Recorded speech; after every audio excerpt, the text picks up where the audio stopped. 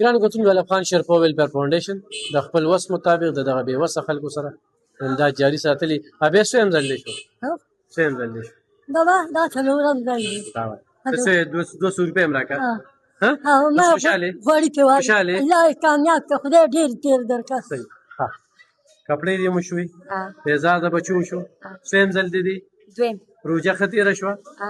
نه روژه دویم ځل نه، دروغ به نه وی. نه دویم کال مې دی چې زما بچو له کپړې دې روژه کې دې څویم ځل شو؟ دې روژه کې مې څلورم. دویم کال دی چې کپړې ولالو؟ ښه.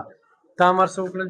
ما کپړې مو شوې او دا مې څلورم ځل دی چې روژه کې راځم. سودا غوړي هر څه راکړه لږه غوړي راکړه ولې تا والا غوړي کپړې پیزار رسو تا والا غوړي مور ته کوم دی؟ څویم ځل دی؟ پهله ځل راغلی. پهله ځل دی. دا په ډېر څه قبول کړه ښه مورې. صحیح ده. څو بچي دي؟ 3 جنکۍ. کوم دی؟ د شکر خاوند مې شته خو غریبي مې ډېره. د شکر. ګرانو کتونکو دغه افغان شیرپا ویلفیر فاونډیشن د خپل وس مطابق دغه بېوسه خلکو سره امداد جاري ساتل انشاءالله.